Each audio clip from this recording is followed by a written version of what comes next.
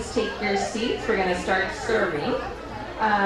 Welcome again to our Valley Fever Healthcare Provider Symposium, From Dust to Disease. Tonight we hope you will not only learn a little bit more, or maybe a lot bit more, about coccidioidomycosis, but we also hope you have an opportunity to speak with one another, to network. The numerous people here, we're so proud and so grateful for you to be here, because this really does show how important this issue is in our community. So thank you all for being here tonight. A few housekeeping items. The restrooms are over here to my left, your right. If you need to use it, please feel free. Please make sure you have signed in on the iPads and taken your pre-test. At the conclusion of tonight's educational event, we will have a QR code on the screen for you to take your post-test and your survey, which you're going to need to get your CME credits if you are interested in that. On your table, if you are a pediatric provider, we were asked to help with this survey, and so we are asking if you are a pediatric provider to please scan this QR code and complete it, because we are trying to get some data to provide back and some information about the knowledge and the behaviors of our pediatric providers. So, by a show of hands, who here has someone they personally know who has been affected by valley fever? Not a patient you've seen, but a friend, a family member, maybe a coworker who wasn't your patient. And so looking around this room, it's a lot of us, if it's not all of us. And so this is why we're here tonight and why we appreciate you all so much for being here, to learn a little bit more, and also to just show this support for all of our valley fever survivors in our community, and their ongoing battles. Okay, so first up, we have no relevant financial relationships to disclose tonight. Paul Rosidlo, Dr. Johnson, Bryn Kerrigan, Dr. Lyon, and myself, all of the presenters of the educational activity, have no relevant financial relationships with ineligible companies to disclose, and also none of our planners for this activity have anything to disclose either. So we wanted to make sure we got that one out of the way. All right. So, our first speaker is Paul Rosidlo. Paul is the Assistant Division Director of Health Services at Kern County Public Health. Paul's journey in public health began more than a decade ago, where his work involved inspecting restaurants and training staff to ensure that facilities adhere to food safety practices that reduce the risk of foodborne illness. All of us here eating tonight can appreciate the work that he's put into public health in that sphere. While working in the fields, Paul earned his Master's of Public Health with a concentration in epidemiology from the University of South Florida and turned his focus to data. When Paul joined Kern County Public Health in 2019 as an epidemiologist, no one could have guessed what was in store for him or for all of us. His leadership as an epidemiologist and later our senior epidemiologist has transformed the way we manage and use data across the department. From routine surveillance to rapid response interventions, his work enables us to deliver timely, actionable information and to support the community in decision making. Paul has also developed and implemented our first healthcare-associated infections program at Public Health, advancing our local efforts in antimicrobial stewardship, infection prevention, and cross-sector collaboration. From the early days of restaurant inspections to the advanced disease surveillance and interventions of today, Paul's passion for all sorts of data and his masterful ability to analyze and interpret in meaningful ways has made him a respected leader in public health and provided all of us with local insight. To give us our latest update on Valley Fever, please welcome our data guru, Paul Rosidlo.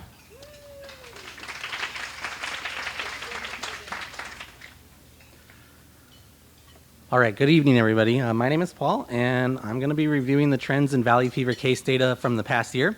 Then we're going to dive into some recent research on one of the reasons why we might be seeing these increases. And then finally, we're going to look at the data broken down by some select demographics. Before I get into the data, I wanted to provide a brief overview of Valley Fever. I'm not going to go into a lot of depth here, but especially around its biology is going to help. It's going to be useful in explaining what we have seen in the data. Valley fever is an illness caused by microscopic fungi in the genus Coccidioides. In the United States, this fungus has traditionally grown in the Southwest, but we have seen it starting to spread as our climate changes, most notably in Washington State. Outside of the United States, it is found throughout Central America and several locations in South America. The illness is not transmissible between people, and the infection comes from the environment.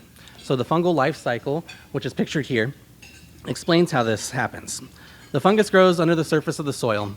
Moisture is needed for the fungus to grow, but as that moisture levels drop during the summer and the heat increases, the spores that have been produced desiccate and form infectious spores called arthroconidea. I'm just going to call those infectious spores from now on. Those infectious spores can then be distributed when soil is disturbed, and then if inhaled, they can start growing, causing the disease. The important takeaway here for looking at the data and the research is that we need a period of moisture for the fungus to grow, followed by that period of hot, dry weather to complete its infectious life cycle. So let's take a quick look at our overall data for 2024. In 2024, Kern County had the highest number of reported valley fever cases on record, with 3,990 cases. This equates to a rate of 436.3 cases per 100,000 people. This represents a 14% increase over the previous record of 3,488 that we saw in 2019, and a 27% increase over 2023's cases of 3,152. Unfortunately, we saw a similar trend with valley fever-associated deaths. 2024 was also a record-breaking year for the number of deaths associated with valley fever. Kern County saw 49 deaths for a corresponding mortality rate of 5.4 deaths per 100,000 people. This represents an increase of 17% over the previous record of 42 deaths in 2018 and is more than double the deaths seen in 2023. So what's driving this increase of cases? There are many factors, but what I want to talk about is one of the answers, and that seems to be the weather. The relationship between wet weather and dry, hot conditions on the incidence of valley fever has been known for some time. Most of the data around this has been around immediate meteorological conditions, one season flowing into the next. But public data as early as the 1980s has shown that cases tend to decrease during droughts and increase right after they end. Recent data has shown that this extends far beyond when the drought ends, and antecedent meteorological conditions from 2 to 3 years prior can have profound effects on how recent meteorological conditions affect the fungal growth. Modeling has quantified these excesses and averted cases and elucidated the effects droughts have for years after they end. In general, we see that precipitation in the winter affects incidence the following autumn.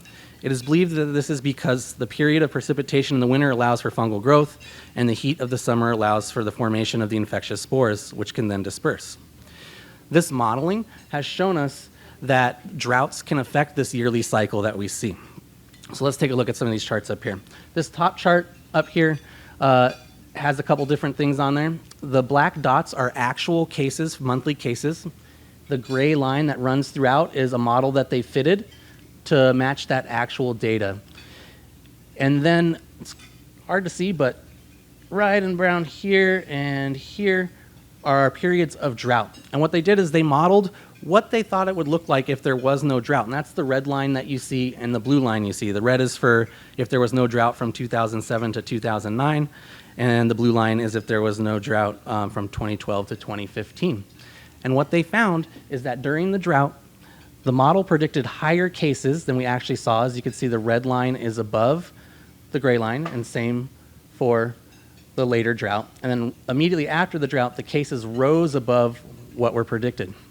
These bottom two graphs show this relationship a little bit more clearly by illustrating the number of cases that are averted in red and XX cases in blue. So the averted cases are those that are less than what the model would have predicted without a drought, and the excess cases are those that are over what was predicted with the drought. It's interesting to note that this does not happen immediately. The drought ends right about here, and then we have a bit of a lag, and that's likely due to the life cycle, because droughts tend to end in the wintertime during our rainy season, and it needs that time to go through the hot summer to make those infectious spores. But what these clearly demonstrate is that for 2 years after a drought ends, we see a surplus of cases over what we would expect just based on normal weather patterns. So when the drought ends, we have a year of higher cases, and then the next year is the higher cases. It's harder to tell in this graph, but it's actually the second year that has the highest amount of cases that they've seen. The total cases is the area under the line there, not the peak on it. So we see that second year tends to have a lot higher cases. This effect is mediated by local climate. These maps illustrate this by showing the deviation from expected cases counts by smaller regions instead of for the whole state. The reddish-brown colors indicate an increase of cases from what we would expect, while the blue colors indicate a decrease from cases from what's expected, with white being about what we would expect. You can see that during droughts, Kern actually experiences less cases than most other areas. So here's Kern right here. They have it split up, and it's those more blue colors, meaning that we have more averted cases than a lot of other places in the state. This is due to factors from the local climate. Remember, there are two climate conditions at play: precipitation for growth and heat for desiccation. Kern is already pretty dry, so a drought causes even less growth for the fungus. When we come out of a drought back to normal conditions, it can still be pretty dry. So we don't see some of those levels of increase that we see in other areas. So we do have those increases, but by the colors, we're about the same, while there's other places that are much higher. These other areas have relatively wetter conditions during the drought, so they see more growth during that drought period, and then when they have even higher rain, it causes a larger explosion.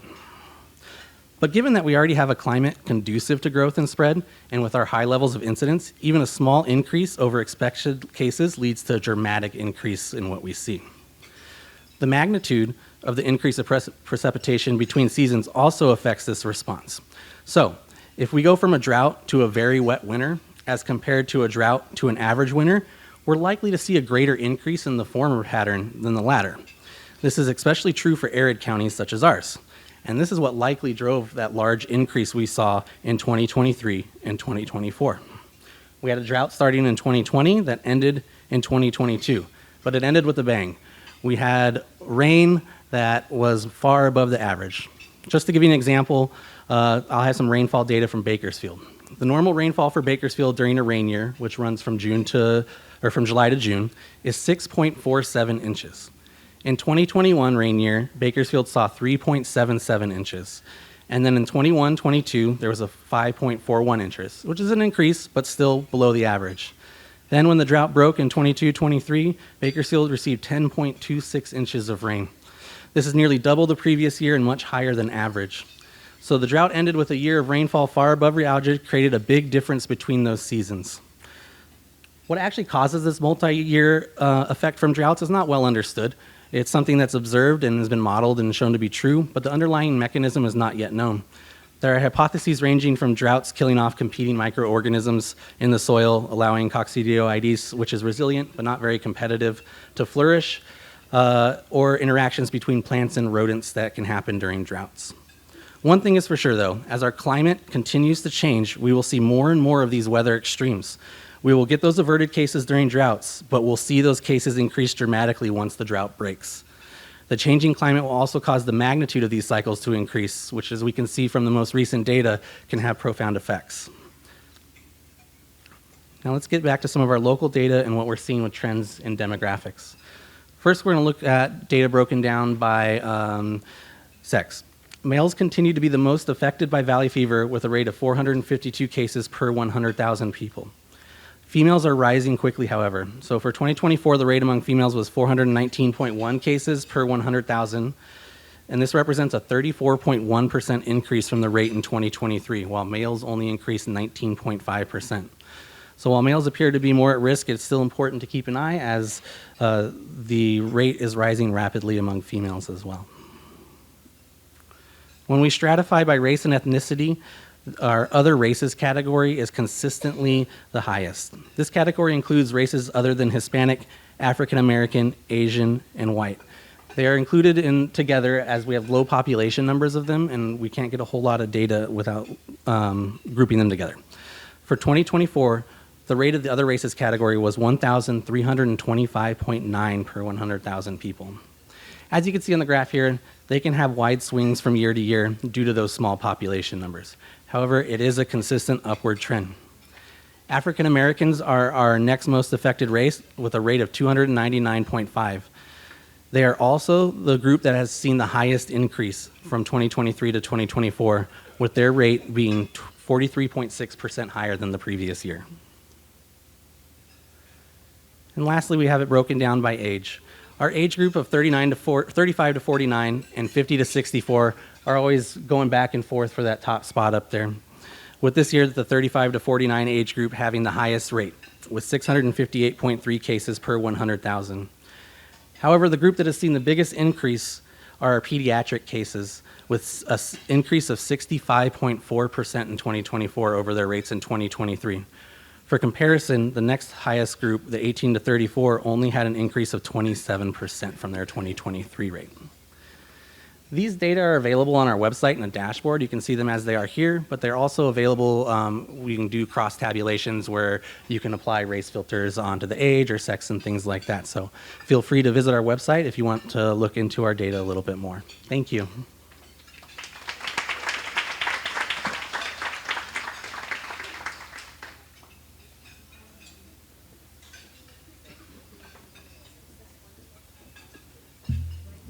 Thank you, Paul.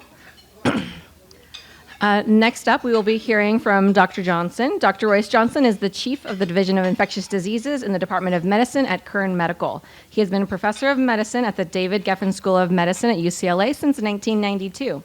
Among the many other roles he fills, the most relevant to this evening is his position as Medical Director of the Valley Fever Institute.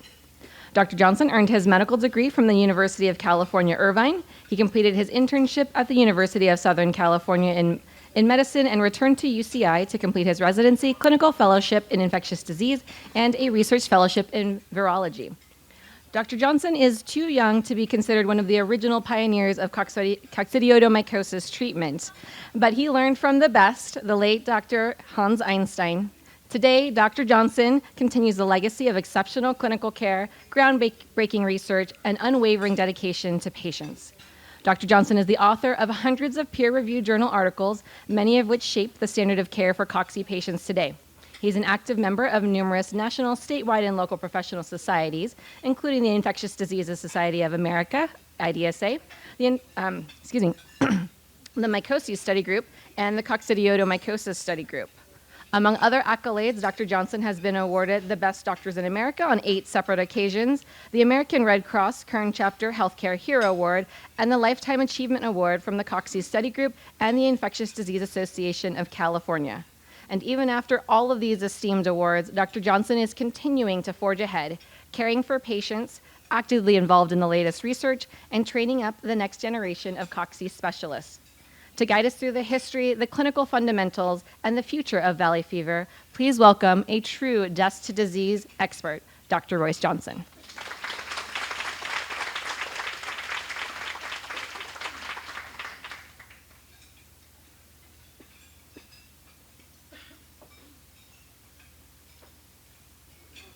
So, there may have to be some payback to Kim over that introduction, but I'll have to think about that.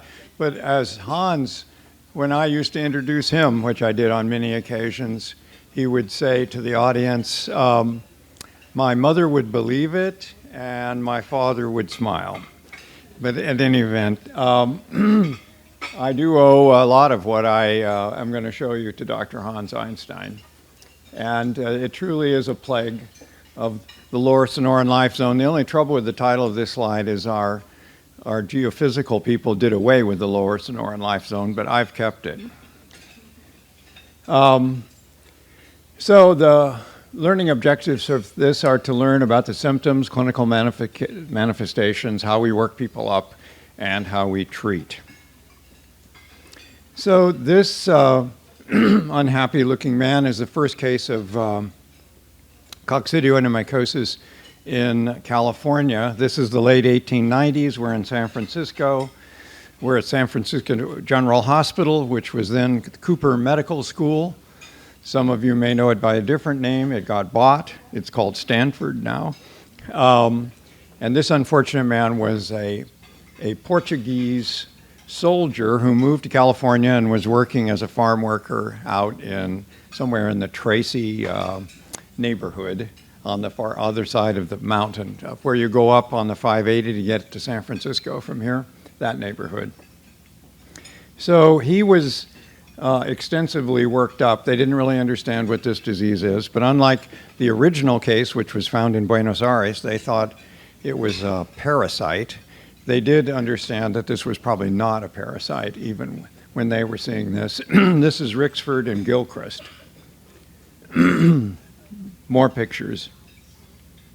So cocci was only known in the early days. Well, they didn't have the name cocci, for one thing. It was a fatal granulomatous disease, but they didn't have that name. So it was only understood as a disseminated disease. Cocci-meningitis was first described in 1905, I think, in an autopsy, and the first diagnosed case while alive was in like 1910. But by 1920, we really knew there was such a thing as cocci and that it was a fungus, and that's mostly a pathologist at Stanford that did that work, Ophuls. But no one understood there was a disease in Kern County called valley fever. And it was a cough, a fever.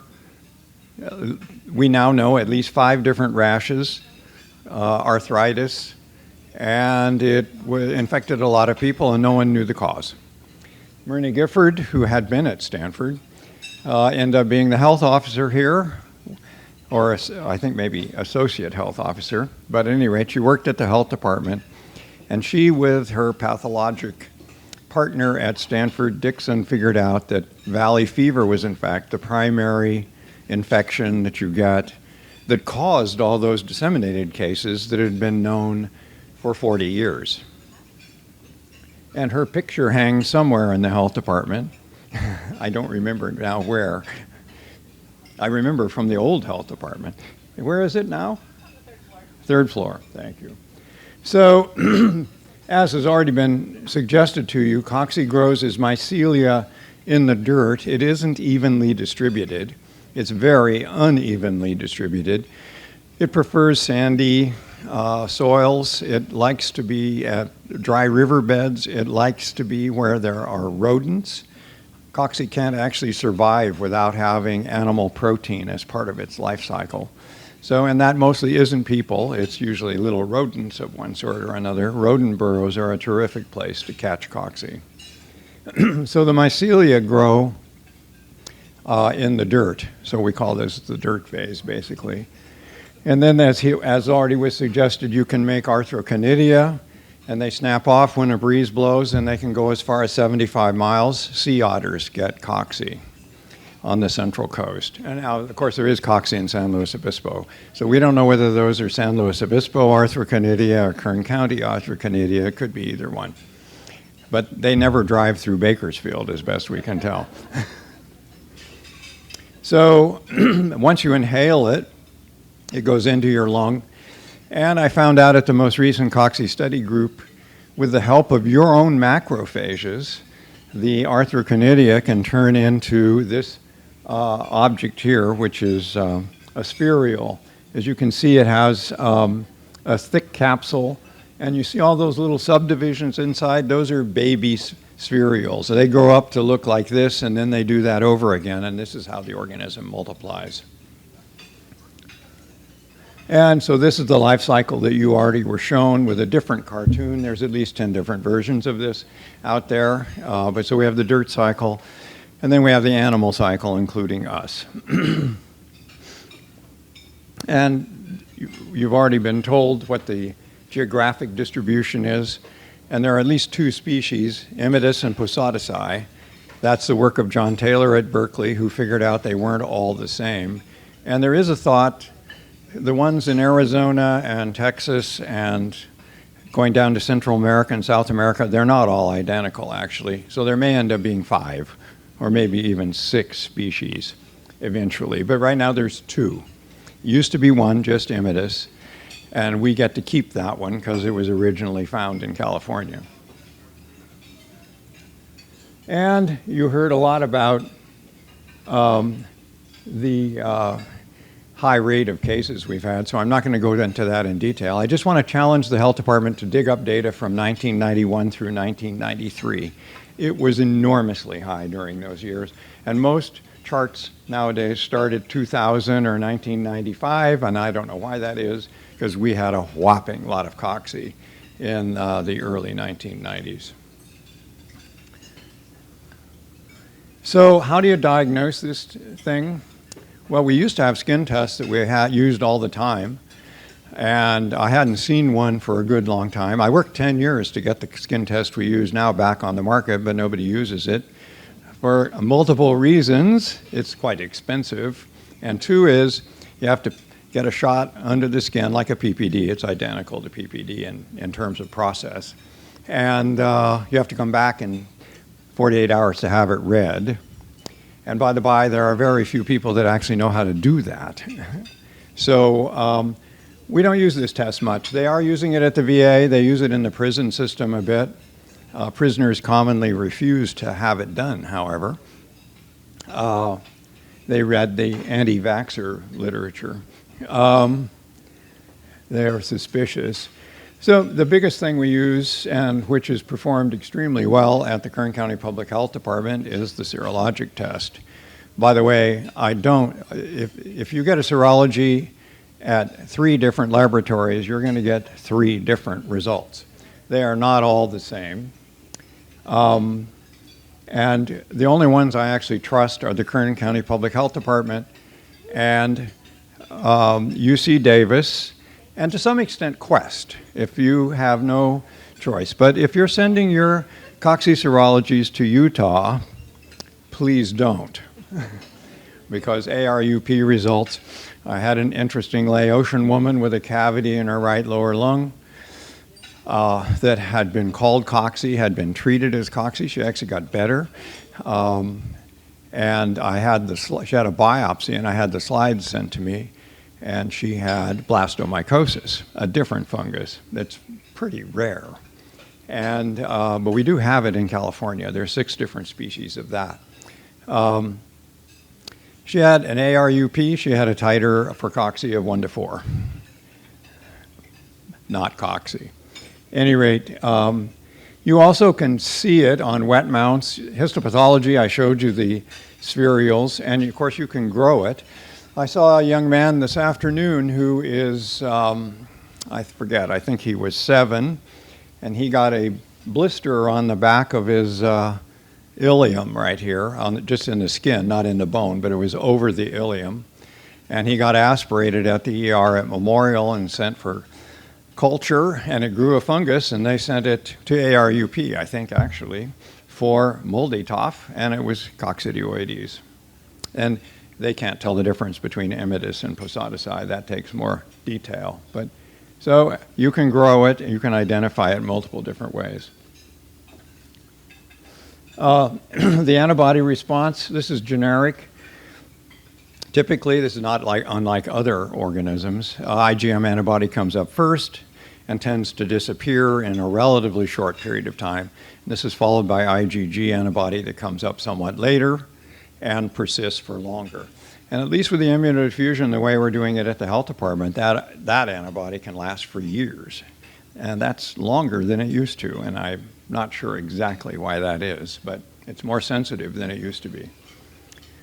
So this is a picture from C.E. Smith, whose name I didn't mention, who really perfected the skin test and the cocci serology, albeit he was using 2-precipidin for IgM, and we use immunodiffusion, but he did perfect the complement fixation test.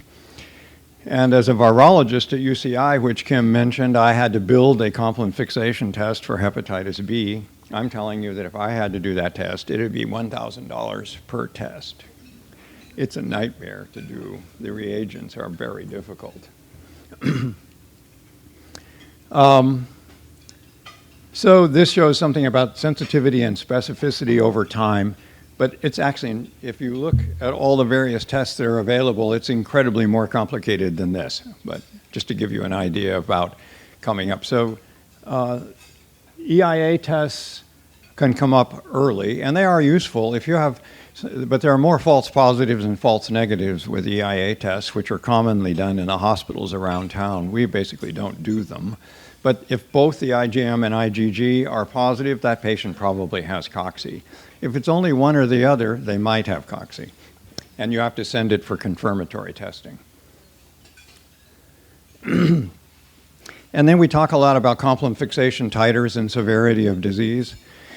So I one time saw a very charming young woman that was going to get amphotericin from some of my colleagues in town because she had a titer of 1 to 512. I could never find out where she had cocci. She wasn't sick at all, and I didn't give her amphotericin, but I did treat her because she had cocci somewhere. There was no doubt of that. So the titer doesn't tell you how sick your patient is, but there is a correlation between the confluent fixation titer and severity of illness. The higher it is, the more likely you have disseminated disease. And that's what this slide is. This is again a C.E. Smith slide, and his confluent fixation test was probably about 1 tube less sensitive than the one we're doing at the health department, or UC Davis at this point in history. So, complicated and residual pneumonia. So you can actually acquire cocci, and 60% of the people that do have no symptoms whatsoever. But the most common presentation is pneumonia that's produced by inhalation of those arthrochlamydia. And it can go away on its own, undiagnosed. 3 out of 4 people that have coccidioidal pneumonia are not diagnosed. Now, when I say that, again, that's C.E. Smith's data from World War II, young, healthy males who mostly were born somewhere else and got sent here to be in the military, because there were air bases all up the Central Valley during World War II. So there were thousands of young men from Kentucky and New Mexico and all kinds of other places that got sent here. So that data is from him. But we think about 10% of people that get diagnosed. The numbers you see that are produced by the health department are probably something like 10% of the total infections. Not all of them. And then you can have a variety of things that happen. We just wrote a paper not long ago on cavitary lung disease, which can cause your lung to collapse. It can cause bleeding from your lung, and it can get super infected. You can get nodules. The big deal about nodules is it can be confused with cancer, so that requires some effort. And if you look at most papers on pulmonary nodules, cancer is the leading cause. Not in Kern County, it isn't. But by far, the leading cause of nodules in the lung is cocci. And you can get scarring, and if you rupture a cavity into the pleural space, we call that a cocci-in-pyema. It needs a chest tube, quick. And then it can leave your lung and go anywhere it wants, and that happens in a small percentage of the total infections. That's like maybe 1% of total infections. However, it's as high as 10% of diagnosed infections, so it's not rare to see disseminated disease. That's Rasha and myself and Carlos, that's half of our practice is disseminated disease. So there's plenty of that. Where does it like to go? Loves to go to the brain. That's half of disseminated disease. When we say brain, I'm not talking about the parenchyma really, it's meningitis. Although it can cause intracerebral masses, but that's quite uncommon. It causes meningitis most of the time.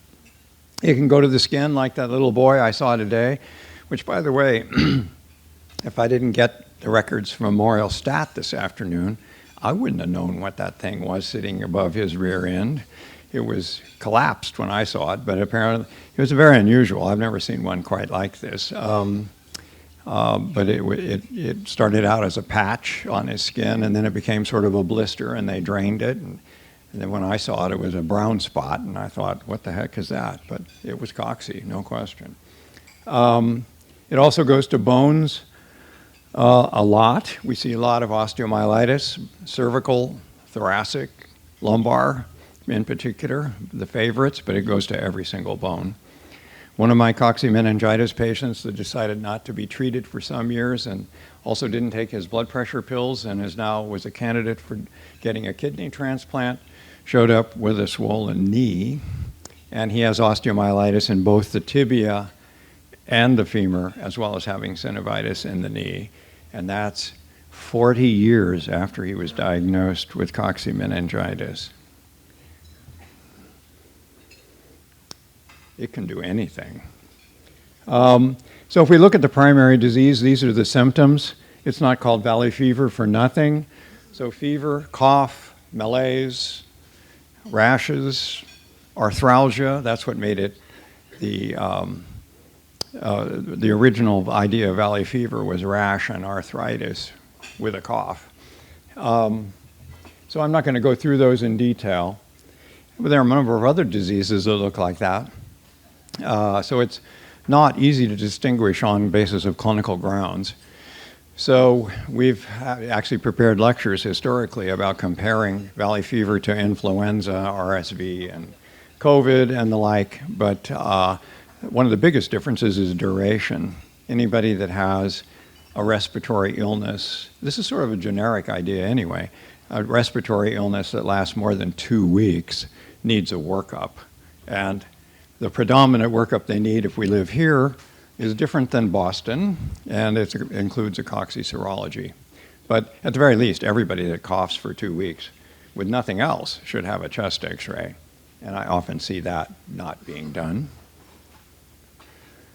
And speaking of chest x-rays, so it can look like this. Cocci loves to live on what's called the minor fissure, which is that little white spot over there. And you'll notice that big lump on the right side. Perhaps some of you don't know about those lumps, but that's hyaluradenopathy, very characteristic of Cocci. This is a classic. If I just saw this x-ray, I'd say, it's valley fever.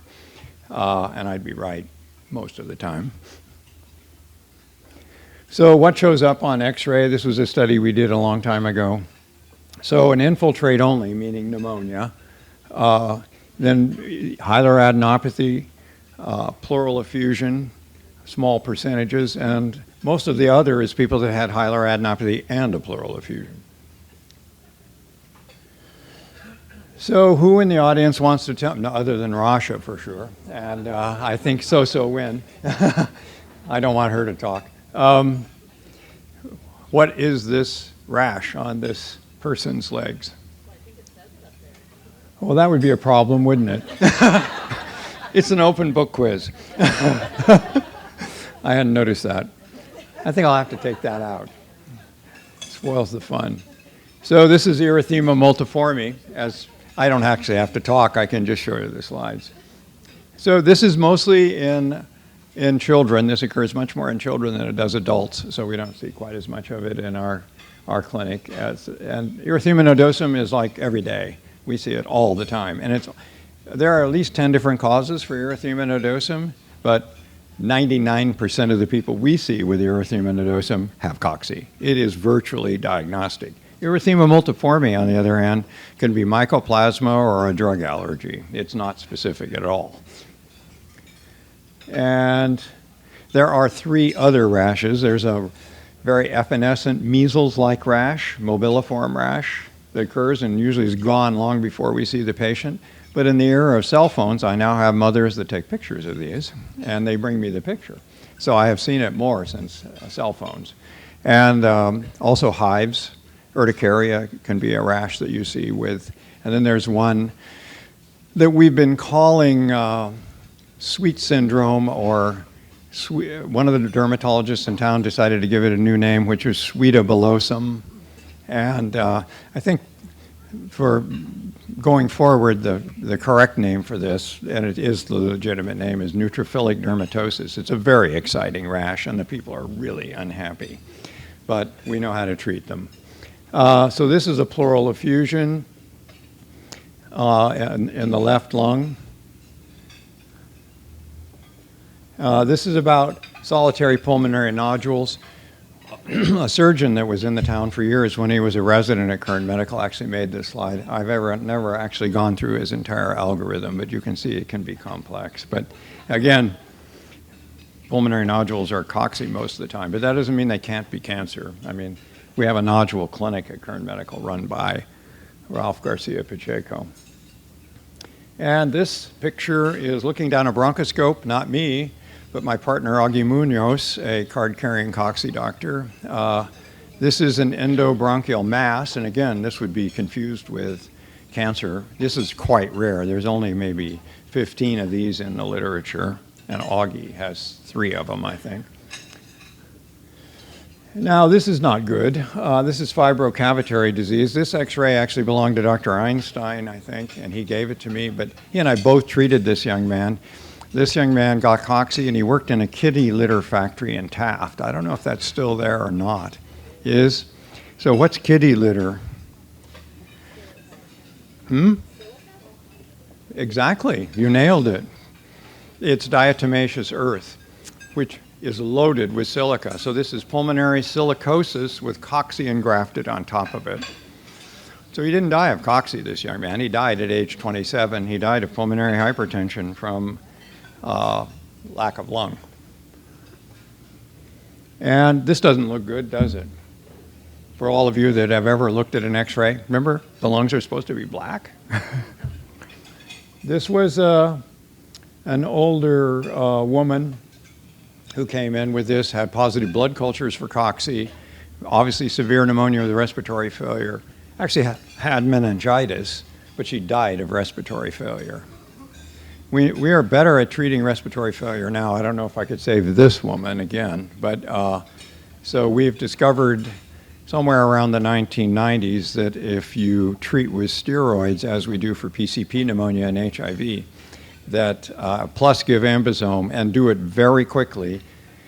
And again, I don't know how many of you know what a PF ratio is, the Berlin criteria, but people have hypoxia, less than 70 roughly is a PF ratio of, if you're on room air, of 333.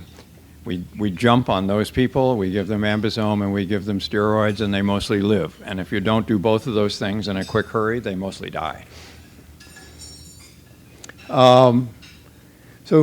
Getting disseminated disease, this was a study we did on some of those people that the health department didn't talk about their numbers. I think this was, there were 2,000, no, there were 1,000 cases, and I think in 1991, I might be off a year, between September and December 31st. September 1 to December 31, there were 900 and some cases.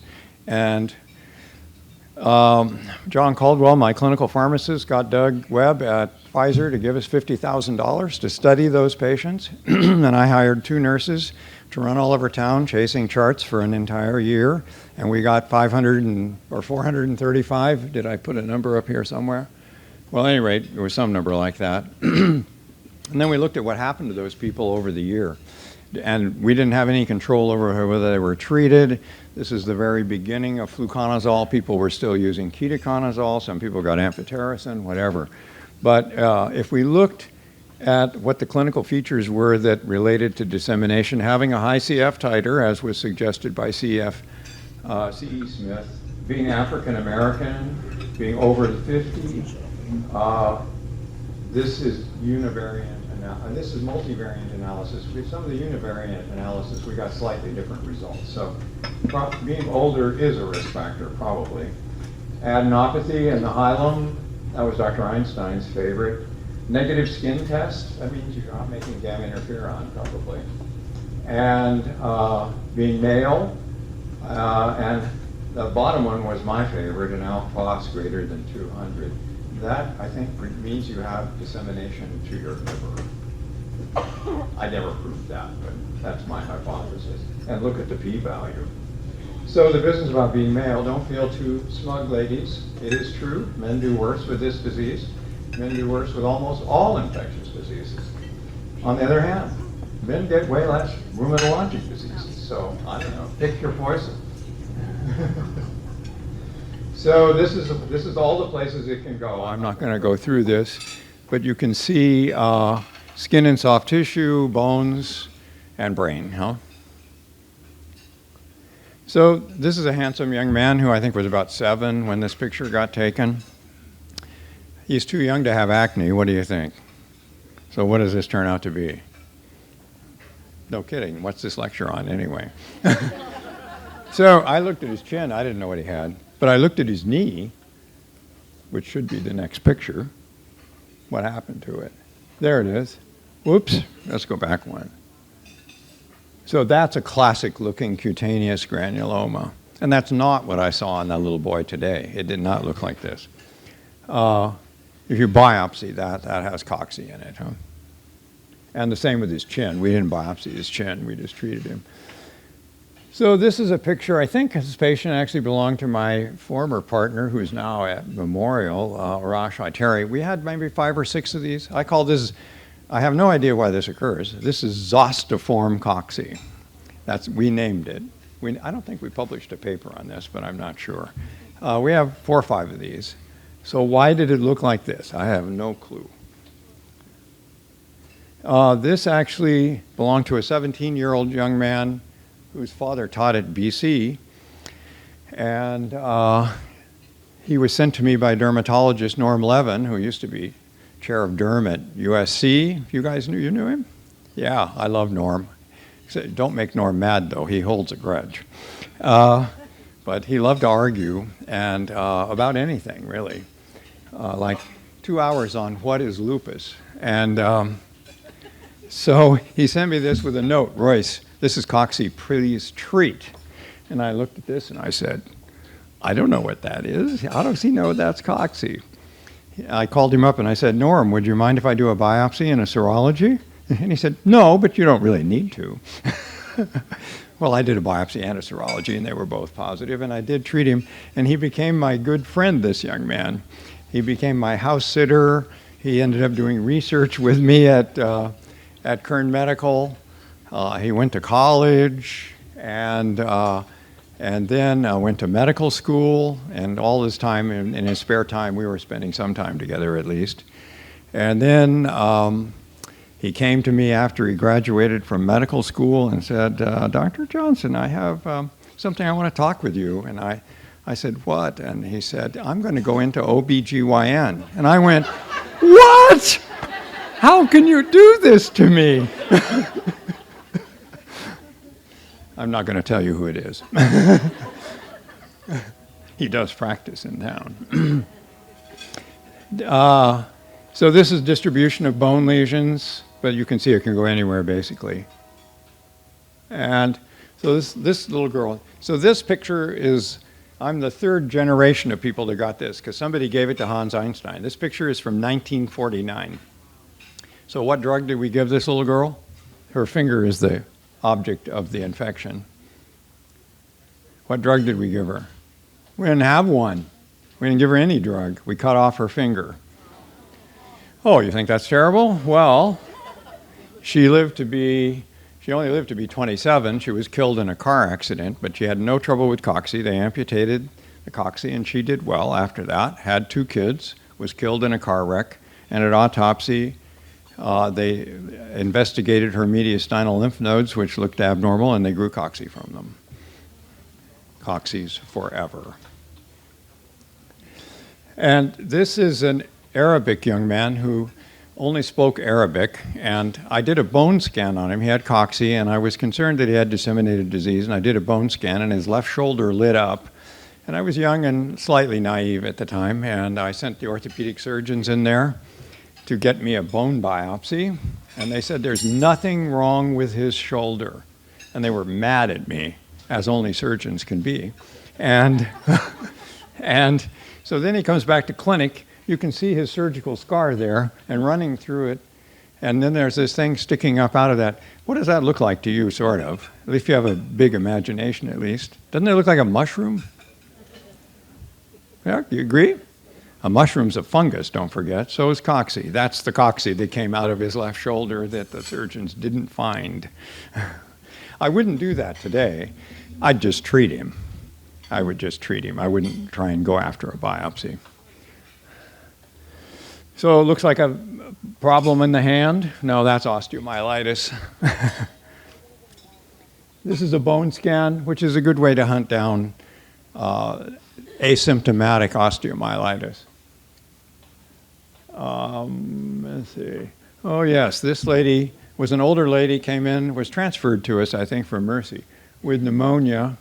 Pretty bad, huh? But then she got a headache, and very quickly she died. And this is her brain at autopsy. So this is the ventricles. You're not supposed to have that creamy looking stuff there. That's the meningitis. Actually, cocci usually doesn't cause ventriculitis, but it can. And it has a worse prognosis if you do have that. So let's talk about therapy briefly. We'd like a drug that kills the fungus and has little toxicity and no development of resistance. And we don't really have that drug, but we do have quite a number of drugs that are highly helpful, coming from a time, and I remember this well, when we only had amphotericin.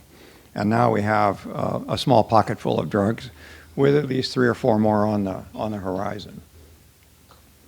And this is a timeline. I'm not going to go through all these drugs, I don't think. I don't know how much longer I'm supposed to talk. Oh, okay. Well, at any rate, I still don't think I'll go through them in great detail.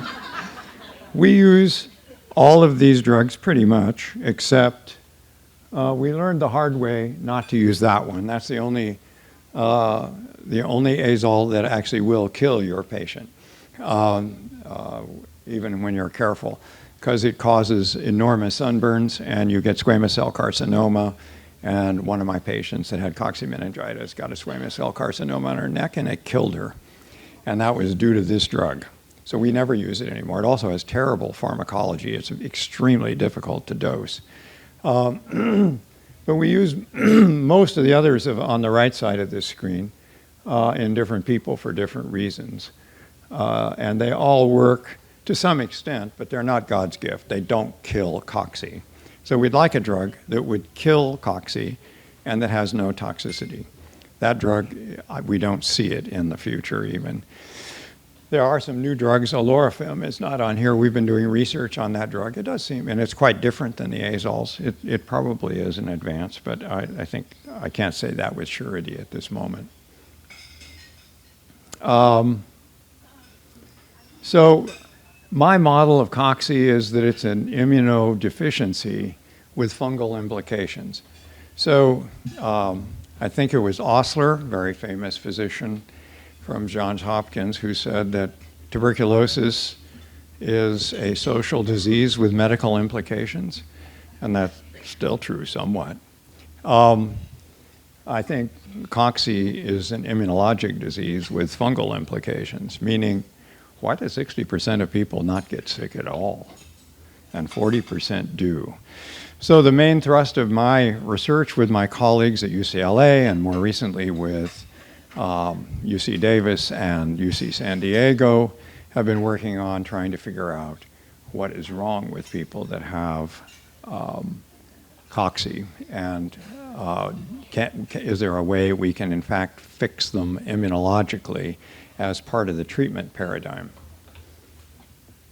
Yeah, so this slide says what I said before, that of 100 people that are infected, 60 aren't sick, 40% are sick, and a quarter of those are diagnosed, and 1% end up having all the horror stories that I showed you more recently. So this was the model I used to talk about immunology in years gone by. And one day I was looking at this slide and then laughed at myself. How simplistic. I think Hans gave me this slide, but I'm not sure. So Janeway's immunology book, it took me, I had the previous edition, the new one's thicker. It took me 2 years to read it.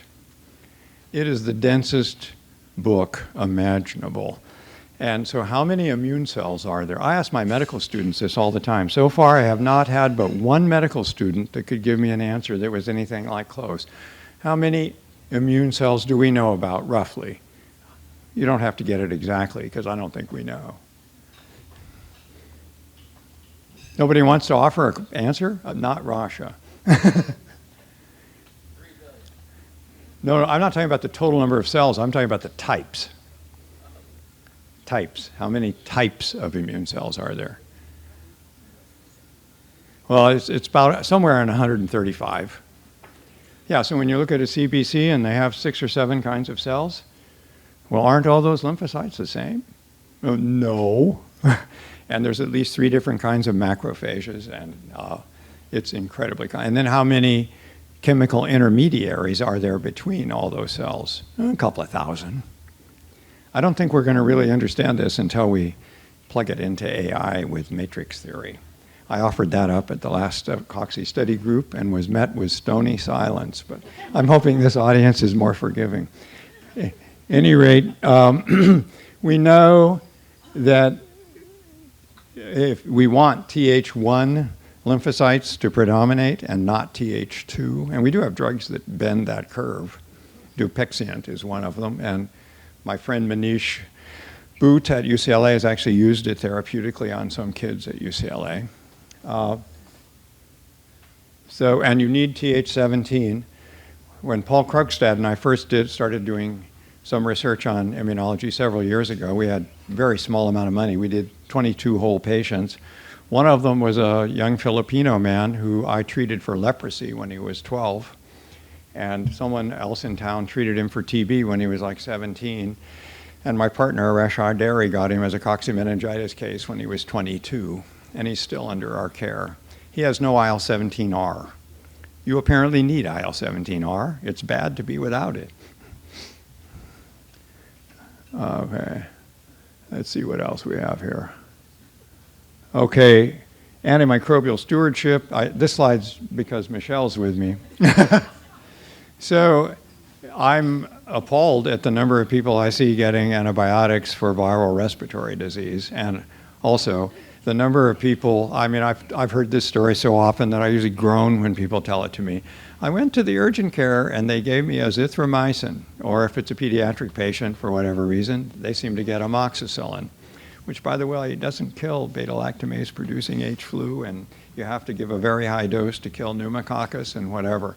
So there are a lot of antibiotics spread around because of viruses and cocci. So making a diagnosis promptly of the correct illness allows you to not do that, and there's many societal reasons for that. Let's see what else I want to do. Let's just go on. So I am coming towards the end. So remember that not too attractive man that we had at the beginning of the story that goes back to the 1890s when Rixford, who was a surgeon really at Cooper Medical School, San Francisco General, San Francisco. Well, you know, this isn't all that many years ago. So until we don't have patients that look like this, I'm not going to be satisfied. And I want all my patients to look like this beautiful lady, the goddess hygiene. So thank you all very much for your attention.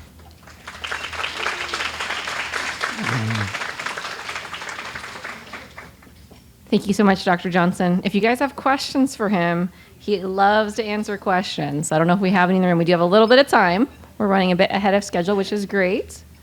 Or you can find him at the end, because that's also really important. So, Dr. Johnson, I did look up because I know we have old data. We have data from the health department that goes back to 1930. They were like literally tally marks back then, but we do have some of that historical information. So it does go back quite a while here in Kern County. All right. Next up, we have Bryn Kerrigan. Bryn Kerrigan is the director of Kern County Public Health. With over 17 years of experience in county services, Bryn took the helm in 2021, leading the department and really our whole community during an unprecedented time. Under her leadership, Kern County Public Health has not only responded to public health crises, but also taken strides to improve the overall health and well-being of our community. Ms. Kerrigan earned her degree in business administration from the California State University, Bakersfield, and was recently inducted into the CSUB Hall of Fame. As a side note, I went and looked up, and the median time from graduation to getting inducted to the CSUB Hall of Fame is about 30 years. And so Bryn did that in 16. And really what that is a testament to the impact she's already had in our community and how much she will have, in the future. Outside of her professional achievements, Ms. Kerrigan enjoys hiking scenic trails and playing disc golf, and she just completed the Bakersfield Marathon. As you can see, outdoor activities are an integral part of her life, which is pertinent to today's discussion. Ms. Kerrigan is a coccimeningitis survivor and an ardent advocate for increasing valley fever awareness in our community and beyond. She uses her personal experience to educate and support others affected by this disease.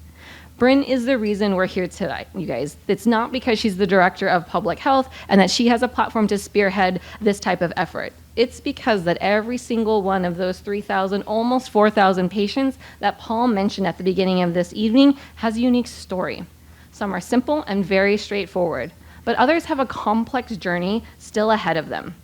So amid all of the technical and clinical information that you take home with you today, we also hope you take with you this patient experience, because we all live, work, and play here. And each of us could easily find ourselves on the other side of the coin as the patient, not just the provider. So to share with you how valley fever has personally impacted her life, and to inspire all of us in our ongoing efforts, please join me in welcoming our survivor, advocate, and champion, Bryn Kerrigan. Good evening. Well, that was a lovely introduction. Thank you so much, Kim. It's really great to see you all here tonight. It's great to see the showing that we have here tonight. It's a testament to you wanting to help our community address valley fever, and I'm so thrilled to see that. I was going to speak organically and off the cuff to you all, but I felt like I was going to miss very important details. My story is fresh, and you'll get to see a timeline of that. It is vulnerable, and so I did prepare my comments so that I wouldn't miss anything, because I think every piece of my story is important for how we can affect change in our community. As Kim mentioned, I am the director of Kern County Public Health, but tonight, I am not the director of Kern County Public Health. Tonight, I am a Kern County resident who has been personally impacted by valley fever. When 2024 began, I was truly living my best life. After the years of disruption, it finally felt like the pandemic was behind us.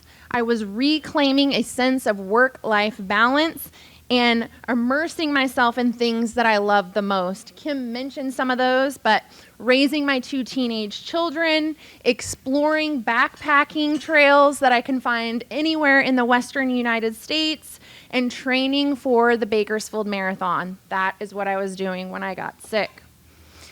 April hit in 2024, and it changed my world. It began with a nagging headache, which was odd for me because headaches were never an issue for me. But as the April days passed, that mild discomfort escalated into intense, throbbing, migraine-like pain that left me curled up in tears, desperate for relief. Soon, other symptoms followed. I developed an overwhelming sensitivity to light. Like the jarring pain you feel stepping into the afternoon sun, fresh from a movie theater that's been dark without the time for your eyes to adjust, just like that, only worse.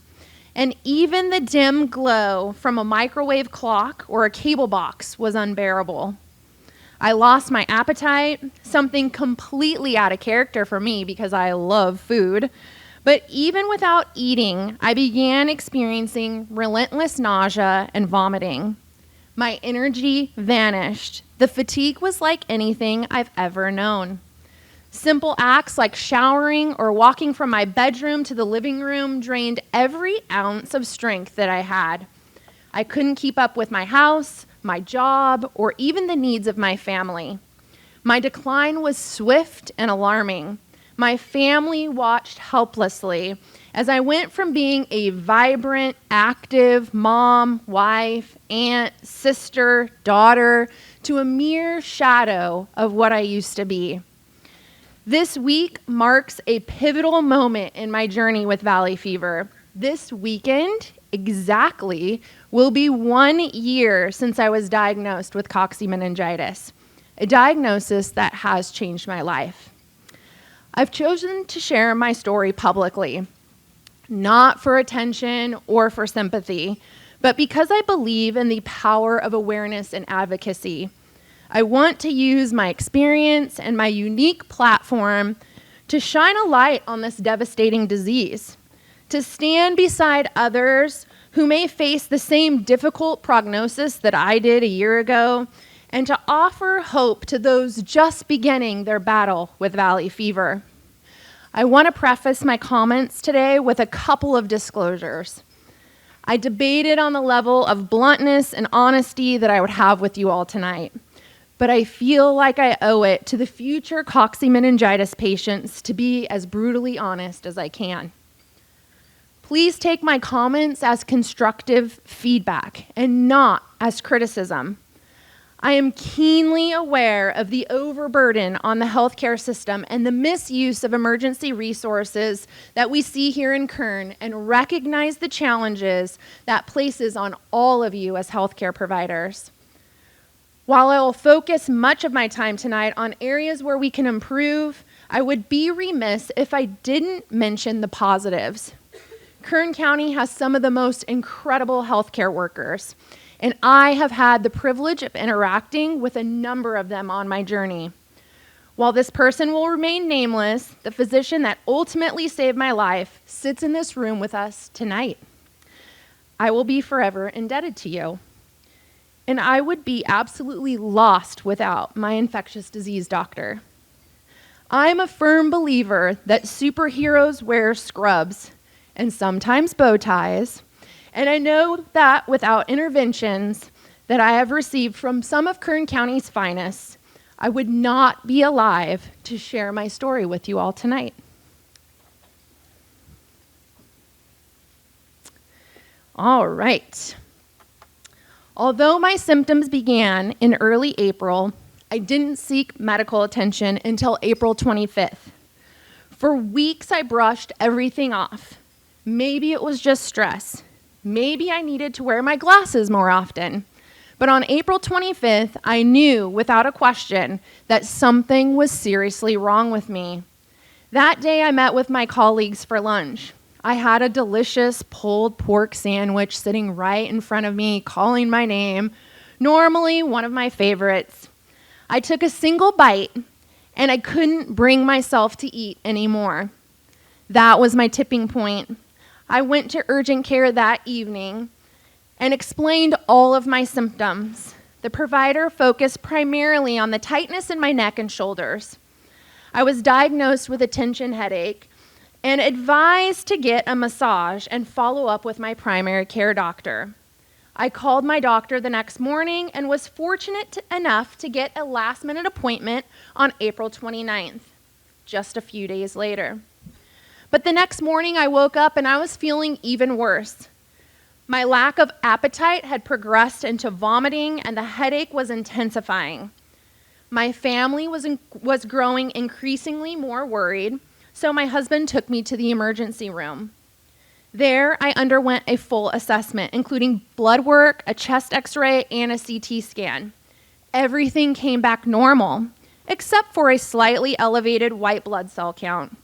I was given IV fluids and pain medication, and then discharged with a prescription for Zofran. I was instructed to follow up with my primary care doctor and return to the ER if my symptoms worsened. 3 days later, my symptoms had only gotten worse. My husband could no longer bear to watch me alternate between sleeping and crying in pain, and he insisted that I return to the emergency room. At the ER, I was reassessed and had another round of blood work. Once again, everything came back normal. Even my white blood cell count had improved since my previous visit. I was given IV fluids and pain medication and had perked up. So I was discharged with instructions to follow up with my primary care doctor and return to the ER if my symptoms came back. While I feel that I have received appropriate care and attention during my ER visits, I didn't fully advocate for myself or push for further investigation. A part of me was hesitant, aware at how overwhelmed the emergency system is in Kern County, and I began to question whether I was misusing these precious resources for something as trivial as a headache. Later that day, I followed up with my primary care doctor. I brought my discharge paperwork from the ER and described my symptoms in detail. He seemed genuinely concerned, but his office didn't have the capability to run labs or imaging on site. Instead, he gave me referrals for additional tests and scheduled a follow-up appointment for May 31st, more than a month away. I immediately tried to schedule the lab work and scans, but the earliest available appointments were at least a week out. Still, I got the process moving as fast as I could. The following day, I went to get a massage, hoping that if I did have tension headaches, the massage would make everything better. Instead, the massage made me feel worse, as laying on my stomach made my head pound and throb even more. The next few days were brutal. I couldn't work and spent time in my completely dark house with curtains drawn, wearing sunglasses inside, with a blanket over my head, trying to sleep through the pain. My family refused to leave me alone. If my husband was at work, my parents were taking shifts, coming over to keep an eye on me. They were worried sick, watching me deteriorate. On May 2nd, I called in sick for work for the 5th day in a row. And if you know me, I've worked for the county for almost 18 years. I believe this is the first time I've ever called in sick. While my husband was at work, my mom came over to stay with me. She watched helplessly as I struggled just to get out of bed and take a quick shower.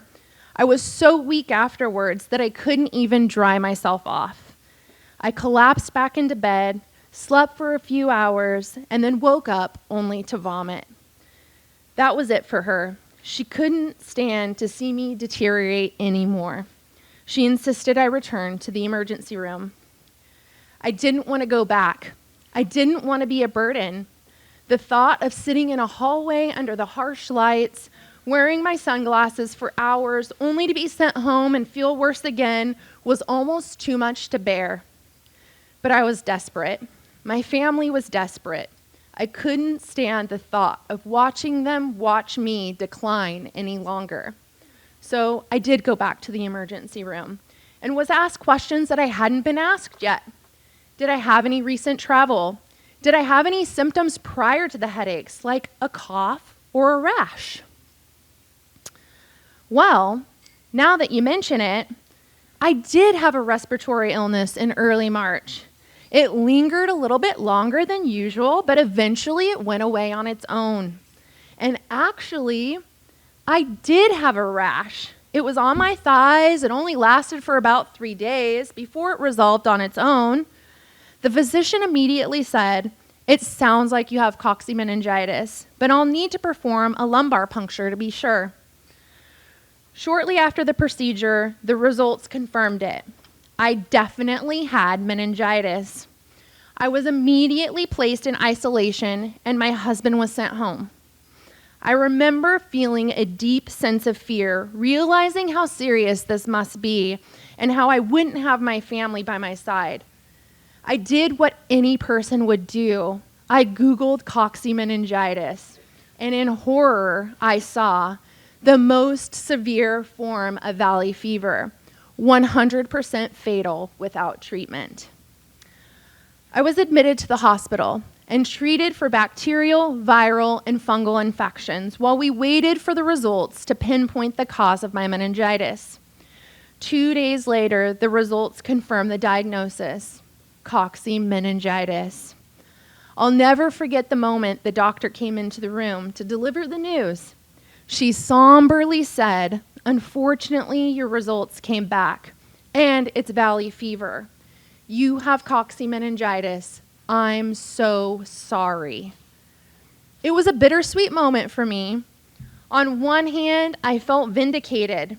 There was something concrete explaining what was wrong with me, and I was grateful to finally have a diagnosis and those answers that I had been seeking.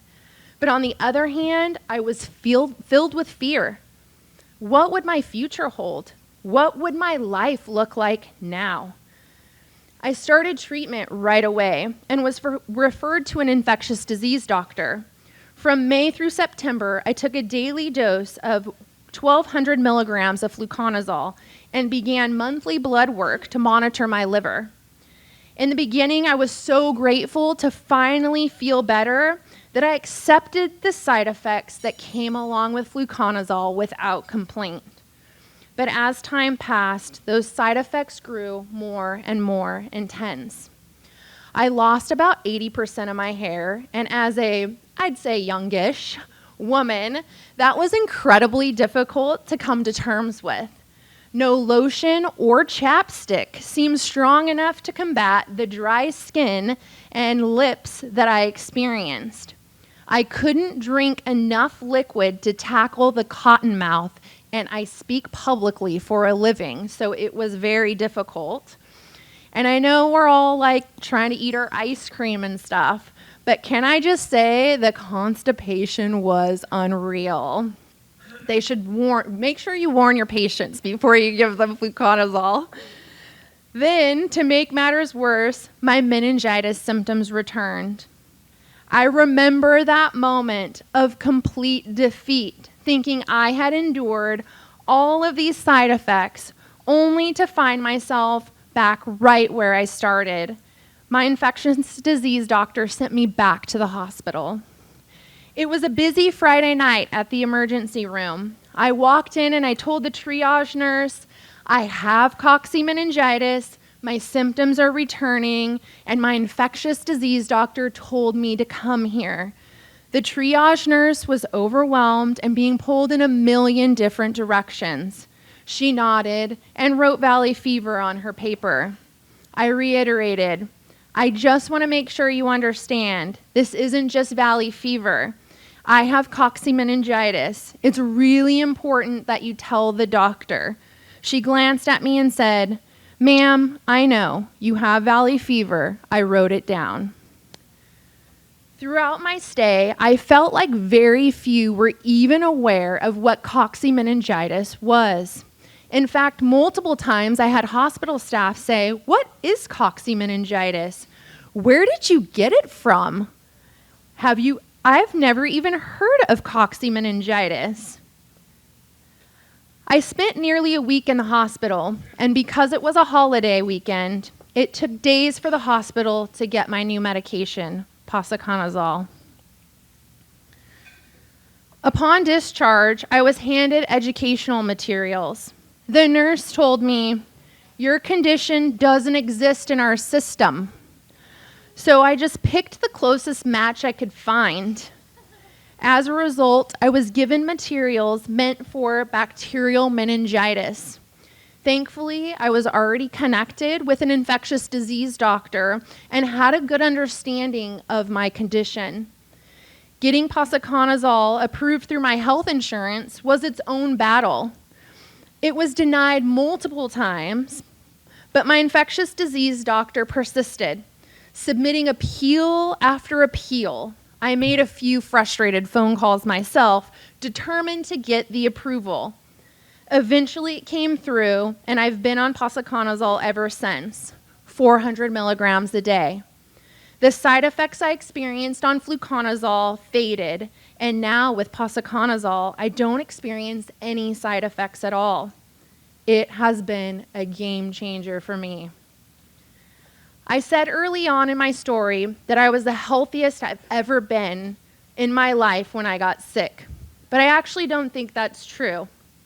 I think I'm actually the healthiest I've ever been here today, even though I have an infectious disease lurking in my brain. I feel great. I feel strong. I'm back to living my life to the fullest.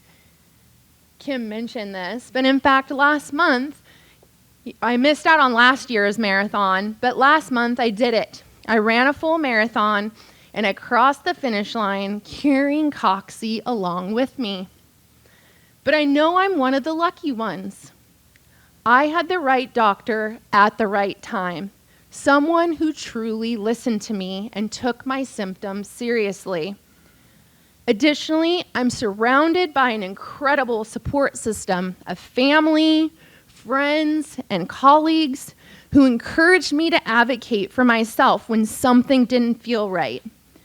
I'm fortunate enough to have a great job with sick leave benefits, which eased my worries about supporting my family while I was sick and recovering. My health insurance has covered my hospital stays, my visits to my infectious disease doctors, my regular blood work, and the high cost of my medication. I know that my circumstances are not the norm here in Kern County. My story is not just a personal one. It's a reflection of the broader reality that too many Kern County residents face. Valley fever is not rare, it's not always mild, and it's certainly not something to be complacent about. I'm not only someone who survived coccidioidomycosis, but I'm someone who believes that survival should never depend on luck or persistence alone. We can and must do better for early diagnosis, for public awareness, and for every individual who might not have the same support system that I did. Let's take this as a call to action. As healthcare professionals, as policymakers, as a community, to treat valley fever with the urgency, seriousness, and compassion it demands. Valley fever is in Kern County and infects thousands of Kern County residents every year. Anecdotally, it seems that coccidioidomycosis is also on the rise. Hopefully, my story brings awareness to this disease and makes you think about valley fever as you are seeing patients in your daily work. Thank you all for being here for tonight and for listening to my story.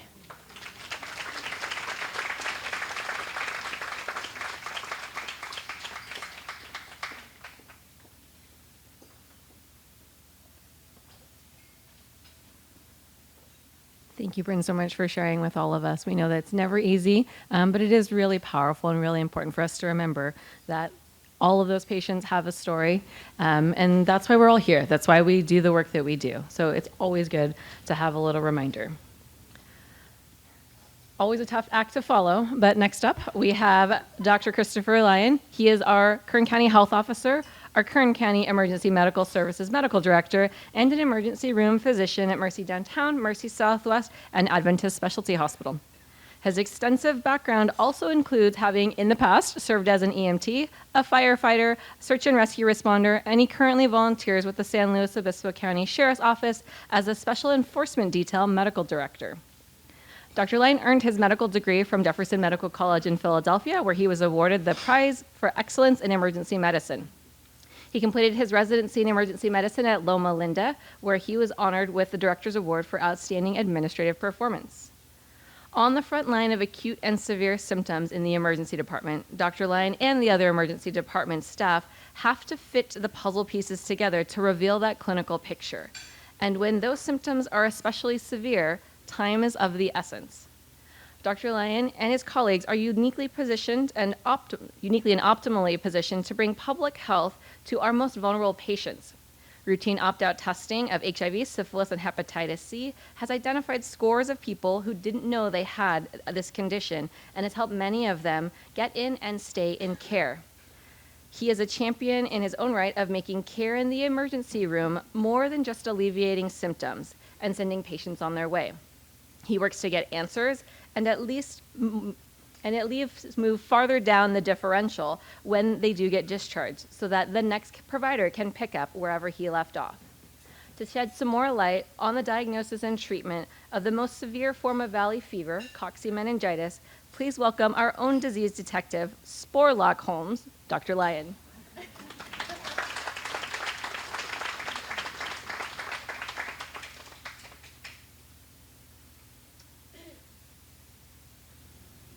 Well, that's quite a challenging act to follow. Really appreciate Bryn speaking about her experience and all the other people that have shared their experiences from our Faces of Valley Fever campaign. It's also really tough to follow the world's expert in valley fever and speak about it, but it was a great presentation, Dr. Johnson. Thank you, I appreciate it. So I'm gonna go over a little bit more about valley fever meningitis. So we're going to talk about some of the clinical presentations, some more details about it, the diagnostic workup, and interpreting fluid analysis for valley fever meningitis. And I think ultimately, the bottom line I want you to take away from this is that we really need to have a low threshold to have this on our differential. So the normal course is the asymptomatic. Most people either have no clue they even had it or had such a mild case they don't even remember it. Next, you have your primary pneumonia. Most of these people will get over it on their own. Some people will need to have treatment. And then you have the more serious cases. Your extrathoracic coccidioidomycosis. So this includes meningitis, but it also includes the osteomyelitis and all the other different forms and presentations of valley fever. So you have the non-meningeal and the meningitis presentations. We're going to focus mainly on the meningitis for my presentation tonight. So it's typically within weeks or months of the primary infection, but can also be years later. And interestingly, as the patient I saw this morning before coming here, can be in individuals who are currently on treatment and do not have any residual pulmonary symptoms. The individual I saw earlier today presented with 2 weeks of headaches, vomiting, blurred vision, and stiff neck, and volunteered the history of valley fever. And ultimately, while I don't have all the diagnostic back before I left, obviously very highly suspicious that he ended up having valley fever meningitis. So persistent headaches. So these are people that don't normally have headaches, or it's different than their normal headaches. And you have to be super suspicious. A lot of times these are very mild headaches, but they're persistent. So listen to your patients when they're telling you that this is not their normal. Some of these people will have severe headaches. Again, unusual for them. Nausea, vomiting, blurred vision, or change in mental status. However, one of the interesting features of meningitis from valley fever can also be the presentation without headache.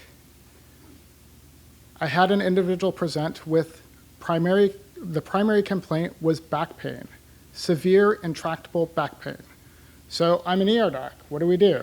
We work up the back pain. So we're going to do the initial imaging. We're doing our evaluation to look and see for cord compression. We're looking to see if there's a spinal abscess, if there's osteomyelitis. We're going to rule out cauda So as any good ER doctor does, at the end of their shift, you sign out the MRI to your partner. So the MRI actually came back showing inflammation of the meninges. It actually lit up on the MRI, which then prompted them to do the LP to confirm the diagnosis. So you also have to think about it in back pain. Again, this is picking the needle out of the haystack. I mean, we see so many headaches every day, so many cases of back pain, that this is not the diagnosis. But we are in the Central Valley, we are in Kern County. So this is common, and we do need to keep thinking about it. So consider the prior history. Did they have a cough? Did they have URI symptoms? Have they had erythema nodosum? I mean, do they have that telltale rash? Have they had a cough that's had 3 courses of antibiotics to treat the viral symptoms? It's probably not a virus. It's probably not a bacteria. It's probably valley fever because we live here in Kern County. Again, the subtle symptoms, and you have to have a high index of suspicion. I even am asked by some of my colleagues, why do you do the spinal taps on these patients? It's like, well, why not? That's how we diagnose them. And that's how they get the diagnosis to get the treatment they need. But I have been asked that question, why do you do that? So that, that is the challenge.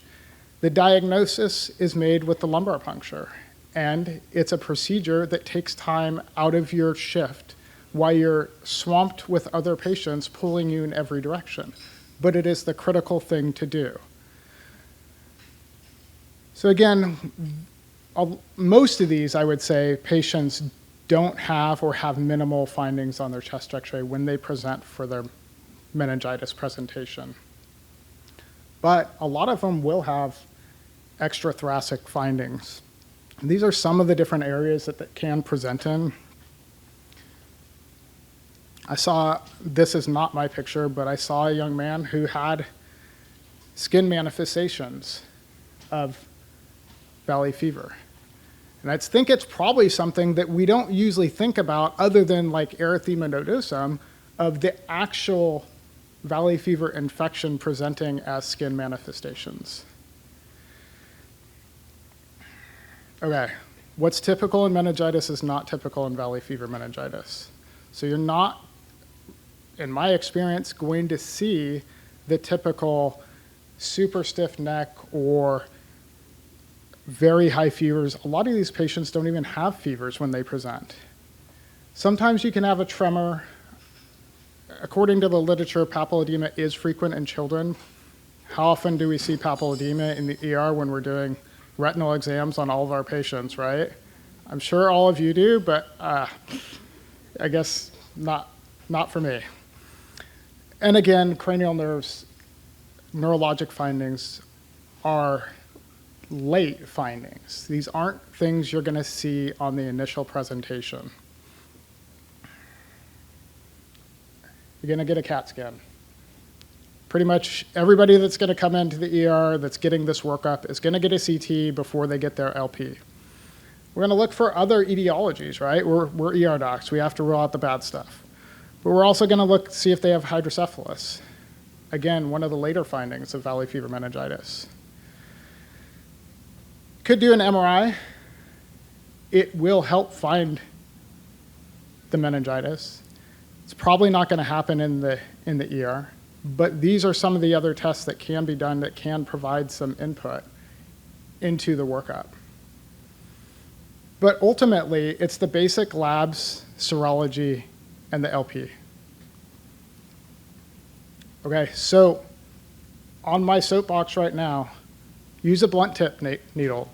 Don't use the cutting needles. Don't use the needle in the kit. The one thing that changes the risk for post-LP headaches is the needle. It's not having them lay down.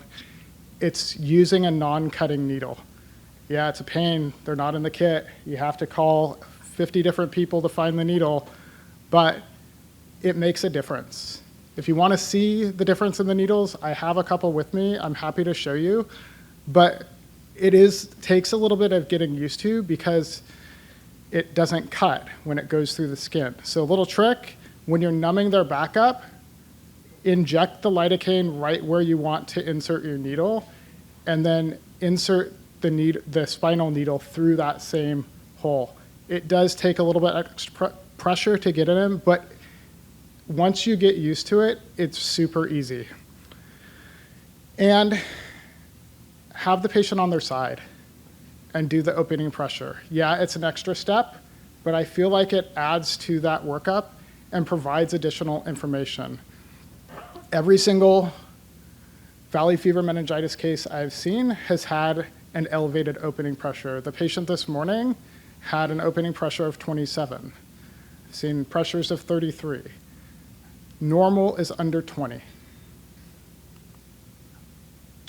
We're going to get our normal stuff for the ER, for working up meningitis. It's nice now we can do the biofire. That really helps quicken the diagnosis of our other pathology, our bacterial findings, our viral findings, but we don't have cocci in the biofire. We still have to rely on our CSF testing for the antibodies, but it is very accurate. It can be falsely negative very early on, so that's just something to consider. If the diagnosis is high on your differential, don't give up just because some of the testing is initially negative. Sometimes people will do direct cultures, but usually the antibodies are the best way to go. Not many people are doing this PCR testing. Again, the antibody testing is our primary method of diagnosis, especially here. Okay, so this is a screenshot from a valley fever meningitis patient. As you can see, the glucose is low. I think the patient this morning had a glucose of 15. This one is 24, and the protein is elevated, which is pretty consistent with the diagnosis. And you'll notice that the white blood cells are elevated. You can see they're 560. I guess this one, I had 245 red cells. Have to do better next time. So, and they're a predominant lymphocyte on the WBC and the CSF. Unfortunately, our IgG and IgM are not going to come back while we're seeing them in the ER. That's something that we're going to get later. So as we do in the ER, we look at all the bad possibilities. And so we're going to treat them with our full range of antibiotics and usually antivirals. So, I mean, my typical treatment is going to be Rocephin, Vanco, and we're going to usually give acyclovir. And then if my index of suspicion is high, we'll start with fluconazole as well.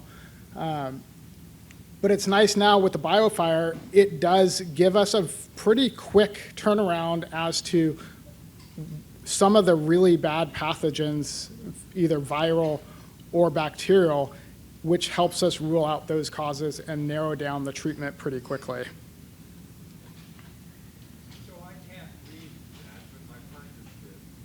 That spinal fluid had 20% EO. That's diagnostic of coccidioidomycosis unless you've been to the South Pacific. Thank you.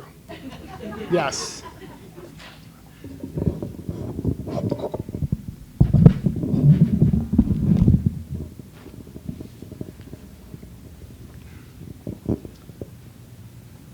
So just another view of it with all the serum as well as the CSF antibodies, ultimately everything returning positive and confirming the diagnosis, albeit several days later. So the management is antifungals and lifelong treatment. These are some of the common doses. I'm not saying this is what you should start with or advocating a particular dose, just some examples.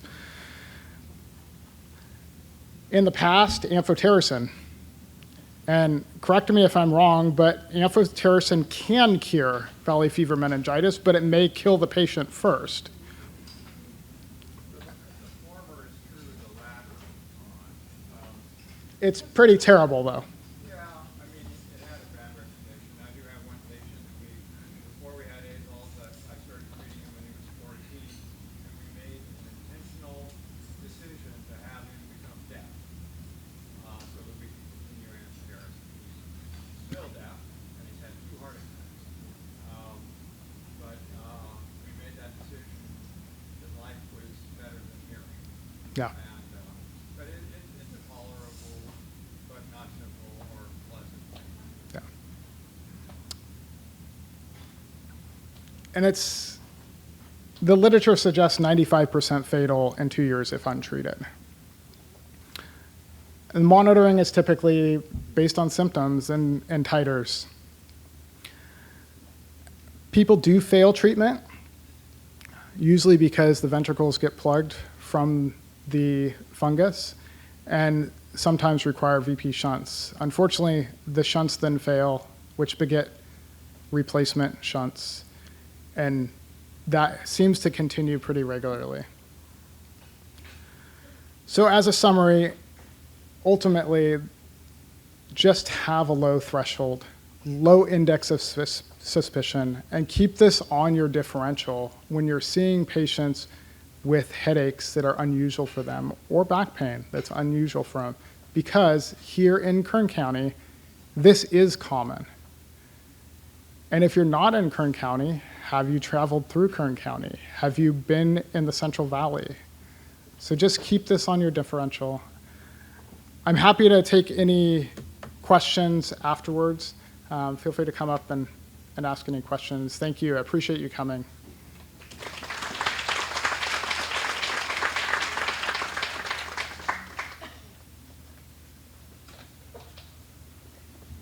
Thank you, Dr. Lane.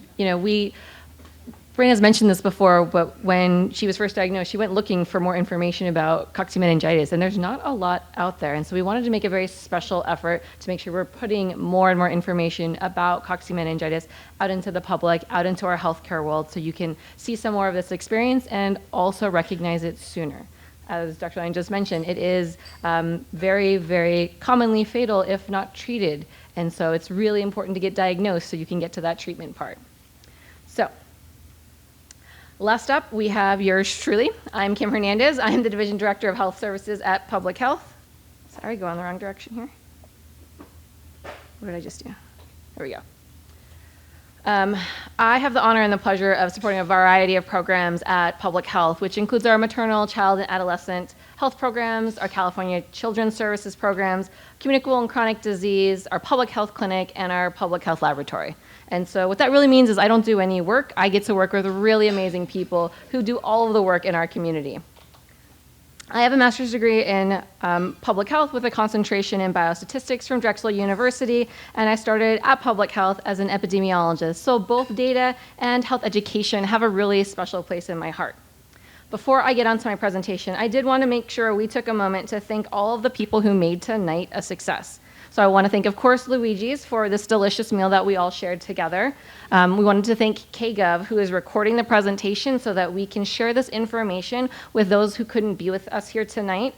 I wanted to thank, of course, our friends at Kern Medical who worked really hard to provide the CMEs. We really appreciate you guys taking the time for us to do that. And of course, I also wanted to thank our speakers. I know a couple of our speakers, public speaking is not their favorite thing, but they do an amazing job at it, which is why we keep making them talk. And a huge thank you to our public health staff who behind the scenes put this entire event together. So I just want to take just a minute to appreciate everybody involved with tonight. If you'll please give them a big round of applause.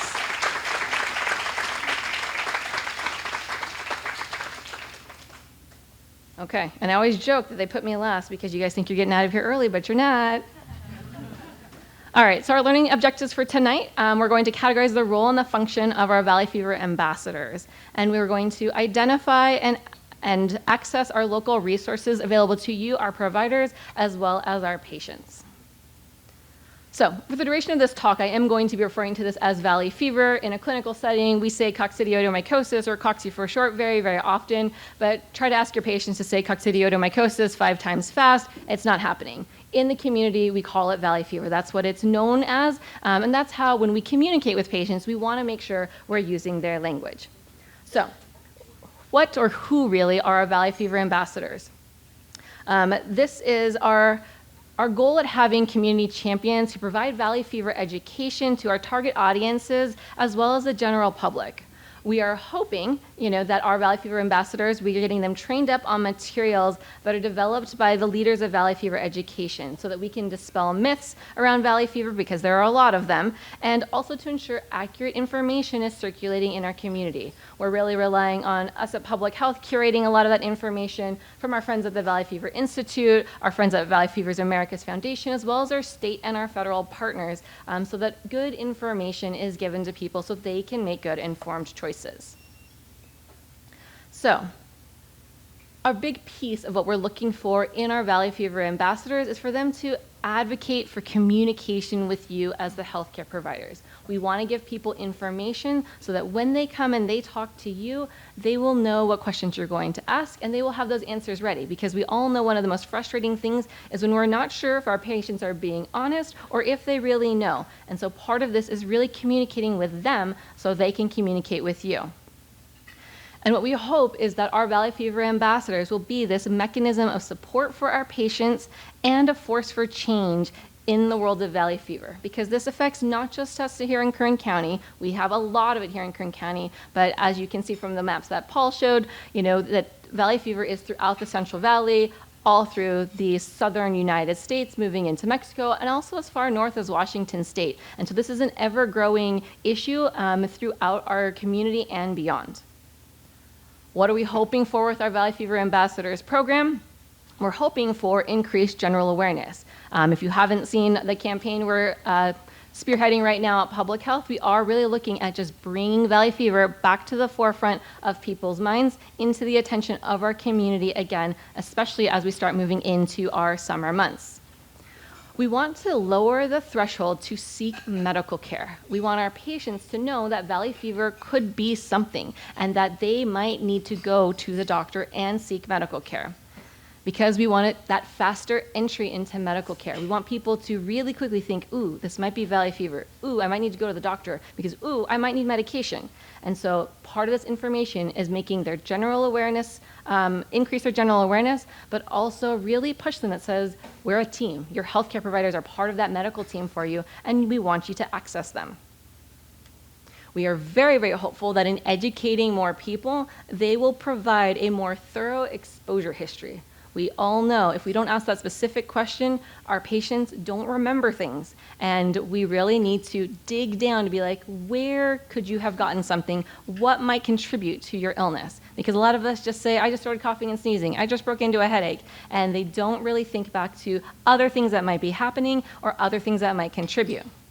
And in all of that, in addition to exposures, we're hoping they're going to give you a more accurate description of their symptoms so that you can do a better differential, because all of those things, can be very subjective, and we want to make sure patients really think about all of the symptoms. Like Bryn mentioned, when she showed up with a headache, she didn't think back to when she did have that cough, when she did have respiratory symptoms. She didn't think it was pertinent because the headache was far away from that. And so really trying to help our patients think about all of the things they've had in recent days to be able to say, here's all the symptoms, not just the one that drove me to you today, but here's everything I've been experiencing, because it's the culmination of all that information where you can really dig in and try to help make some decisions. And then we are hoping for that ongoing engagement when symptoms persist despite treatments. Like Dr. Johnson mentioned, we have a lot of patients who are getting treatment for community-acquired pneumonia, but they're not getting better. And so we want them to go back to the same place they went to and not think, that doctor doesn't know what they're doing, I'm going to go somewhere else. We want them to return to whoever started their care so they can continue that care, because guess what? If that didn't work, we need to try something new. If you go somewhere else, you're going to start all over from the beginning. And what we don't want from an antimicrobial stewardship, lens is to have antibiotics after antibiotics after antibiotics, because it's not going to help a fungal infection. And then an expected outcome that we want to warn you guys about is the potential that you're going to get specific requests for assessment and testing.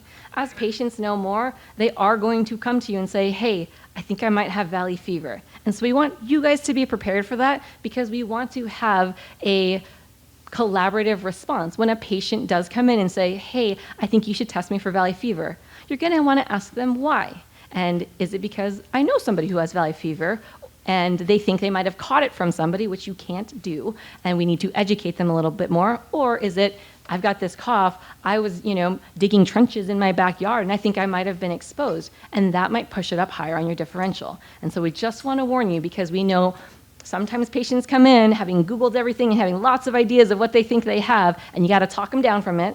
But other times they do come in very prepared and says, here's what I'm thinking, what do you think? Because they know their health, you're there to support their health, and that's always going to be a collaborative effort. So where do you fit in all of this as healthcare providers? Because we are looking for our valley fever ambassadors to be a lot of those people just in the general public, in different, with different spheres of influence, and not necessarily clinical, but you have a huge role in all of this. So we are hoping that starting with tonight and beyond, you can provide general education to your patients and clients, especially those who are with risk factors for severe disease, because those are the ones who we really need to know. And if they are getting education from all sides and unified education, they will take that to heart. They will remember that, and especially if you're asking these things and making sure they're aware of it, we want you to be talking to them. We are hoping that you will regularly review your patient risk factors to remember to ask them things about what has changed in their life. Has their occupation changed? Have their hobbies changed? Has their exposure risk changed? And making sure we keep that updated when our patients come and see us. And we really are hoping that you'll be ready for those patient questions because your patients might have questions. My favorite commercial on TV is the one that says, and tell your doctor if you live in an area where certain fungal conditions exist. Because guess what they're talking about? Something like valley fever, because typically those are things that are suppressing their immune system, and they need to be telling you those things. And so we want you to be ready for questions because they may have a question about whether or not this increases their risk of valley fever, or if they have a valley fever diagnosis, if this affects anything about that. And again, ask your patients about exposures and symptoms, particularly if they're coming to you when they are sick.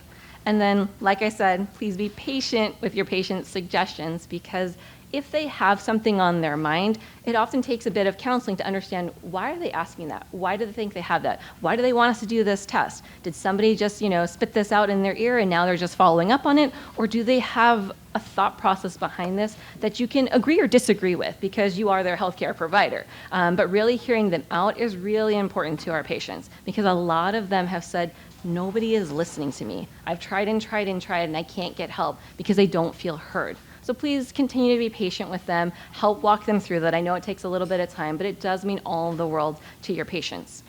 Of course, if you think it might be valley fever, we are hoping that you're going to order testing and imaging as appropriate. And then if there is a diagnosis of valley fever, to really counsel and consult your patients about the appropriate treatment options. Sometimes it's really hard for patients to hear, you've got valley fever, but we don't need to treat you. And so that takes some time because they say, I have a diagnosis, I need a medication. And as Dr. Johnson has mentioned, not everybody needs treatment. Some just need to be closely followed. And so that takes some education, that takes some counseling, and that's sometimes very frustrating for patients. And so we're hoping you as healthcare providers can be a piece of that. And at the end of the day, we're really hoping you guys leave here as a valley fever ambassador, not just a clinician, not just a healthcare provider, but someone who can continue to advocate, to be involved in the things that are going on around valley fever, to dispel any myths that you are hearing, because like I said, there are a lot, and to really help in our community to continue to bring valley fever to the forefront. So the other half of this, we wanted to talk about how we at Public Health are here to help you. Obviously, you heard about all of the local data from Paul. We're going to continue to have that updated to continue to give you information and always continue to look at what we're seeing at this local level. Obviously, a lot of our state data is driven by what's happening here in Kern County, but at this local level, it's always really helpful to know a little bit more about what's going on here today with our patients. We do have our public awareness and outreach campaign that's going on right now. This is a really important piece of public health because we hope this stirs those questions in your patients, that they talk about it among each other and they talk about it with you. We have public service announcements that are going on. We have billboards that are regularly circulating, both electronic and sort of static billboards. And then we also have a lot of broadcast and print news media. We spent a lot of time in April really bringing up valley fever. Valley Fever Awareness Month is technically in August, but we do it early because we want people to be aware of valley fever before we get into those summer months. At Public Health, we also have a number of materials and resources. You can find some in your packets. We have a couple in the back if you haven't had a chance to spin the wheel back there. All of our materials are available in English and Spanish, and so this is really important. We really encourage you to have this in your offices, have this available to staff, give this to your patients. It's all online. If you go to kernpublichealth.com, Valley Fever is one of our sort of rolling kind of banners, and when you click on that, it'll take you to our web pages. It's under resources. You can download all of them. We really do encourage you to access them and distribute them or post them so we can keep getting information out to the public. And one of my favorite things is we offer local laboratory testing. Thank you, Dr. Johnson, for the shout out. Our laboratory staff are amazing. We have typically a 2 to 3 business day turnaround time for coccidioidomycosis, and so we do try to get those answers back to clinicians very quickly. A unique thing we do at Public Health is we also run parallel testing for patients. So if you are following up and monitoring those patients, the current specimen you send us is also run with their most recent specimen. And so you can really see if there are any changes happening in those titers. We have amazing, highly specialized laboratorians. One of our microbiology specialists, our supervising microbiologist is in the back, Erica. They work really hard. This is really our flagstone test, and we want to make it available, as available as possible in the community. Our lab gets specimens sent from all over the country. Multiple states send us specimens to test, and even though this is, we're talking about people today, we also get animal specimens. We routinely test dogs in Kern County, as well as other mammalian species from all over. That's how we know things like sea otters can get valley fever, dolphins can get valley fever. So our lab does some of that really cool specialized testing. And then we are embarking this year in particular in enhanced surveillance. And so this is something where we are going to take these lab tests that are getting run, and we're going to contact and follow up with a select number of patients and do these in-depth patient interviews. We do this every couple of years, and actually when I first joined public health, that was one of the first assignments I had. And really this is about learning more about risk factors and activities that patients are engaging in so that we can increase this body of knowledge, of education and information. We also want to take some time to gauge patients' awareness and understanding. We find here in Kern County, a lot of people have this vague sense of what, there is valley fever, but they don't know a lot of detail. And we really want to dig into that to understand a little bit more about what patients know before and after they get diagnosed, so we can help bridge that gap. We want more information before we ever get sick. And then, of course, a big piece of what we're looking for is what are the barriers? What are barriers to care? What are barriers to information? So that we can address those issues here at Public Health. As part of enhanced surveillance, we're taking this additional step of really taking a look at some of those positive lab results and connecting people to care. Our public health staff are not diagnosing anybody with valley fever, but if that test result comes across our desk, we do want to reach out. We do want to know, have patients seen this? Has their doctor talked to them about it? And if they haven't, we really want to encourage them to go back to their doctor to, again, determine, do you need further follow-up? There could be many other things going on. Cocci might have just been on the differential, and they have a diagnosis of something completely else. But if that's not the case, we find a lot of patients who are not actually aware that they had a positive result. They don't know what that means, and we want to make sure they get back to their healthcare provider who can help work with them on that.